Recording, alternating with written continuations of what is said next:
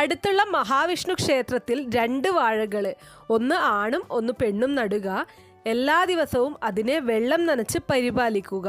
വാഴയിൽ പഴം കായ്ച്ചു തുടങ്ങുന്നതോടെ നിങ്ങളുടെ കടങ്ങളും കുറയുവാൻ തുടങ്ങുന്നതാണ്.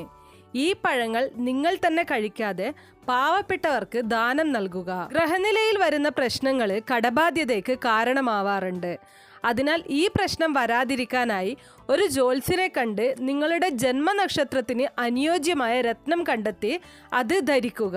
ഇത് ഗ്രഹനിലയുടെ പ്രശ്നങ്ങൾ അകറ്റി കാര്യങ്ങൾ നിങ്ങൾക്ക് അനുകൂലമാക്കി തീർക്കുന്നു. ശുക്ലപക്ഷത്തിലെ വ്യാഴാഴ്ചകളിൽ അർദ്ധരാത്രി 12 മണിക്ക് ശ്രീസൂക്തം ചൊല്ലുക.